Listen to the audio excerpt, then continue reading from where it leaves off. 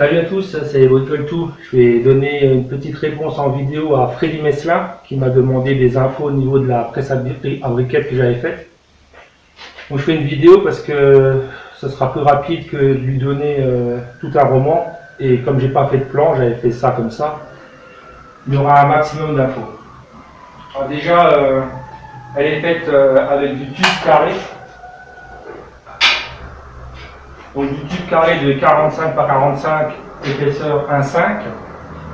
Donc tout le bâtiment. Au niveau des chemises, là où je mets la sciure, l'eau et la sciure, en dernier, avant que le vérin il lâche, je rajoutais de la... Comment on appelle ça? C'est pas de la farine, c'est de la... J'ai plus le nom en tête. C'est un féculent en fait. Alors, ça s'utilise en cuisine pour épaissir les sauces. Là, sur le coup, j'ai plus le nom. Maïzena. J'ai retrouvé de la maïzena.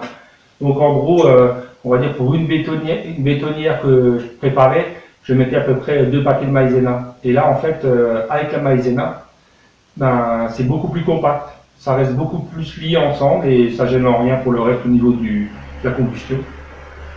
Pour en revenir à la presse, donc du tube carré creux de 45 mm par 45 mm sur un 5. La grosse section du haut que j'ai mis, c'est la même que celle-ci. Donc là, on est sur du tube carré 100 par 100 en 3 mm d'épais. Donc la hauteur des chemises, donc j'appelle ça des chemises.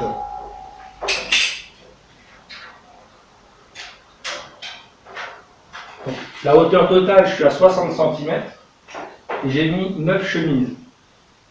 C'est peut-être pour ça que mon vérin est arraché, parce qu'avant de lui en demander, je pense que c'est les joints qui ont lâché en fait.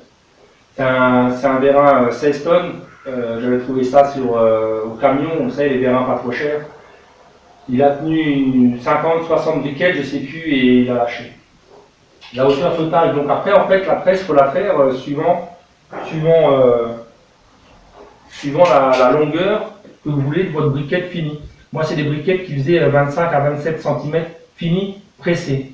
Donc, j'ai 60 cm de haut pour la sciure qui n'est pas encore compressée, juste mélangée à l'eau avec la maïzena. Et donc, non compressée, je suis à 60. Compressée, je finis à 25-27. Ça faisait des belles bûches, quoi. Cette partie-là, je vais prendre en main la caméra, je pourrais mieux vous montrer. Donc, cette partie-là sur la première vidéo, hein, quand j'avais fait mes essais, effectivement, elle n'y était pas. Cette partie-là, en fait, je l'ai rajoutée. Elle me sert simplement à enfiler une baramine là-dedans. Quand j'ai mes pistons, là, il est tout en bas, mais quand il repose sur la sciure, il se retrouve à peu près à la hauteur là. Je rentre une baramine là en travers et à la main, hein, la force des bras, je tire pour faire un premier tassement. Et je fais ça sur les trois pistons, quoi, hein, 3x3. Hein. Et une fois que donc elle a légèrement descendu, à peu près à la hauteur là, seulement à ce moment-là, je mets une grosse plaque en ferraille qui va appuyer sur les 3 pistons en même temps. Et je mets une cale. Et là, je pompe. Et là, ça descend, ça descend, ça descend, ça descend, et ainsi de suite. Jusqu'à ce que j'arrive à la hauteur de celui-ci. Celui-ci servira à l'évacuation des bûches. Donc pour la porte au niveau de la fermeture, donc un serre-joint que j'ai mis de ce côté. Et simplement là j'ai un autre tube carré qui fait que quand je mets ma plaque en appui, je mets un serre-joint au niveau là et elle reste fermée. Ça me permet de comprimer toute la sciure. Ensuite, dès l'instant où elle est comprimée et que j'arrive plus à descendre, donc avec mon vérin. Okay. Donc on va dire, j'arrive ici quoi. Ici et ça descend plus. À ce moment-là, c'est lui qui prend le relais. Alors lui c'est pareil, je renfile la baramine, elle doit traîner quelque part là-bas dans le coin. Hein. Je la renfile là-dedans. Je viens en appui là-dessus. Et je pousse, je pousse, je pousse. Ça va descendre doucement. Ça va descendre. Et à peu près, quand j'arrive là, il ne reste plus grand-chose. Hein. J'appuie un coup et là, ça descend d'un coup. Mes bûches, elles tombent. Alors je les laisse tomber directement au sol. Hein. Elles restent entières, c'est bien. Elles cassent en deux, c'est pas grave. De toute façon, ça va quand même dans la cheminée. Hein. Et après, je répète l'opération. Je remplis mes 3 chemises, je remets mes pistons dessus. Avec ça, je mets la baramine, j'enfonce une première fois, jusqu'à ce que les 3 arrivent à la même hauteur. Je prends mon vérin, je cale, je pousse, je pousse, je pousse. Quand j'arrive plus, je prends ça, j'ouvre ma porte, j'appuie fortement, ça les évacue. Voilà.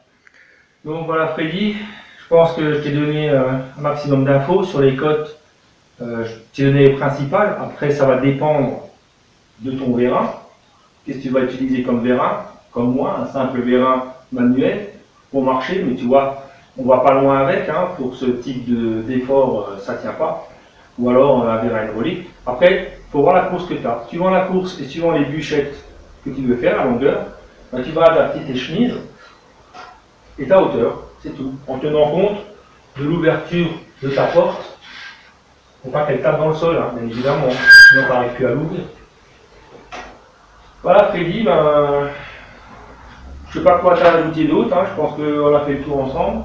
Si tu as des questions, ben, mets-moi-les en commentaire. Je te répondrai. Et sinon, ben, si tu veux une autre vidéo sur quelque chose de bien précis, eh ben, n'hésite pas, puis je te ferai une petite vidéo rapide. J'avais oublié de te dire que les chemises, avant de les souder ensemble, tous les carrés ont été percés. Tout le tour. Hein.